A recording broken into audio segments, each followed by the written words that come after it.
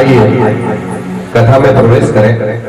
सभी माताएं और बहनें देखिए, एक छोटी सी मनवार हम लोगों ने की थी कि भाई 56 हर घर से जब भोग आएगा, हर घर से जब प्रसाद आएगा, तो जो प्रसाद लेने वाला उसको सबसे ज्यादा खुशी मिलेगी कि हमारा भी इसमें हिस्सा है, हमारा भी इसमें हिस्सा है।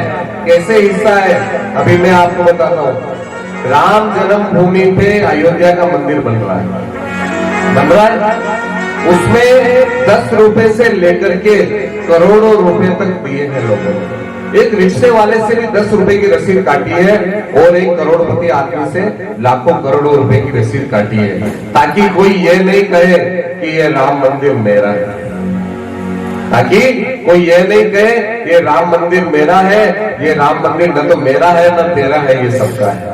इसलिए एक टेम्पो वाले से भी 10 रुपए की रसीद लेकर के जब जाते हैं स्वयं सेवक, हिंदुस्तान की एक ऐसी संस्था, ऐसा स्वयं सेवक, ऐसे गण जिन्होंने इतना सारा पैसा इकट्ठा किया राम मंदिर के लिए कि टेम्पो वाले के पास जाते हैं तो बोलते हैं भाई साहब अगर आप नहीं दे सकते हो तो 10 रुपए तो कम से कम देना है। तो टेम्पो वाला भी कहता है कि भैया आपने मुझे क्या कमजोर समझ रखा है, 100 रुपए की रसीद काटो।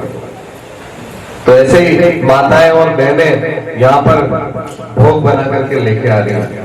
तो कोई इतना कमजोर नहीं है कि भगवान के लिए भोग बना करके नहीं ला सकता।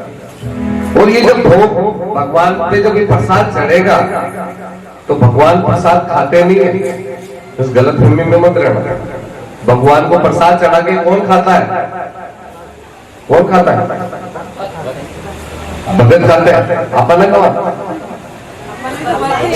आप ही तो भगत है, अपन ही भगत है और अपने अंदर आत्मा है और वो आत्मा है सोई परमात्मा है। आत्मा है, अपन बोलते हैं ना आत्मा है सो परमात्मा है। जब भगवान को जो भोग लगाया है और भोग लगाने के बाद में उसको आपने अर्पण किया है तो वो प्रसाद बन गया। वो क्या बन गया? प्रसाद बन गया। जब तक भगवान का भोग नहीं लगा, जब तक तुलसी दल उसमें नहीं डला, तब तक उसका भोग नहीं लगा और वो प्रसाद नहीं बना। एक बहुत बड़े संत थे, एक संत के लिए कोई जाति वाति नहीं होती है, इस भरोसे में मत रहना। कोई जाति वाति का कोई भेद नहीं है किसी भी तरीके का, और शास्त्रों में किसी भी तरीके का कोई जाति का भेद नहीं है। ये तो क्या है कि ये जनमानस ने थोड़ी सी उल्टी बातें कर दी, इसलिए ऐसी व्यवस्था बन गई है, ताकि कोई जाति नहीं है। जन्म जाए थे शूद्र और कर्म जाए थे ब्राह्मण। शास्त्रों में लिखा है, वेदों में लिखा है, जन्म से हर व्यक्ति शूद्र होता है और अपने कर्मों से ब्राह्मण बनता है। अपने कर्मों से ब्राह्मण बनता है। एक जाति व्यवस्था बनाई है, उसका दूसरा कारण है। एक महात्मा जा रहे थे तो किसी उनके चेले को भूख लगी, चेले को भूख लगी। वहां से एक उसने कहा कि वो सामने घर है, वहां से रोटी लेकर के आ जाओ। तो चेले ने कहा कि वो तो बहुत छोटी सी जाति के उसका घर है, मैं वहां से नहीं खाऊंगा। तो अच्छा सही बात।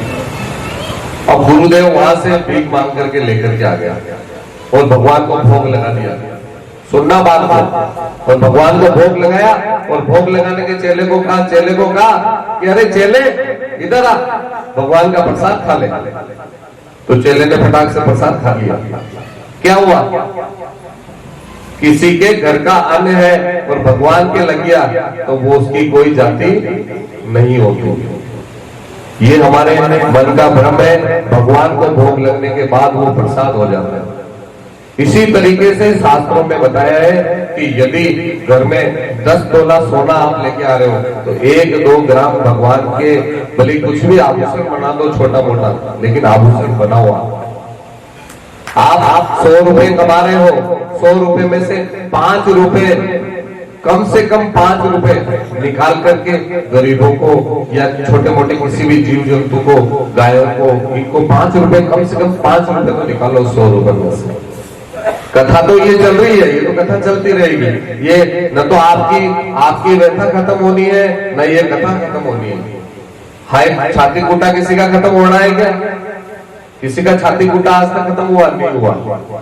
और ये कथा भी कभी पूर्ण नहीं होती, ये हमेशा चलती रहेगी।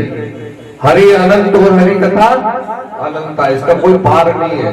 लेकिन दो शब्दों में समझ जाइए कि राम राम राम राम राम राम राम राम राम राम और कर लो आराम। राम राम बोलोगे तो आराम करोगे, और राम राम नहीं बोलोगे तो हरामी बन जाओगे। क्या बन जाओगे?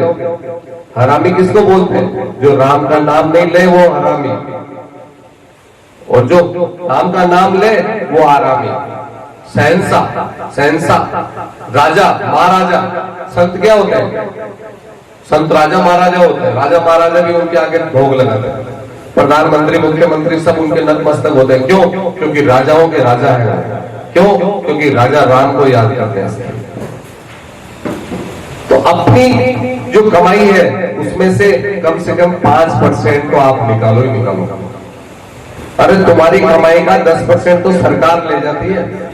इनकम टैक्स भरते हो ना आप लोग, उसमें 10% तो सरकार ले जाती है।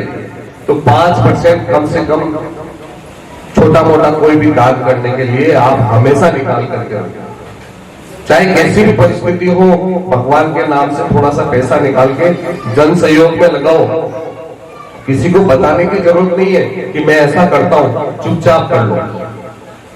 क्योंकि भजन, भोजन और भोग ये शांत की जगह है, एकांत की जगह है।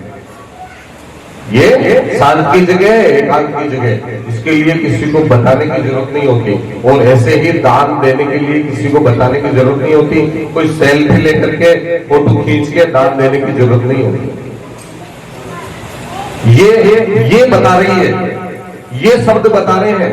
गीता हमें ये बता रही है। और आज क्या बता रही है?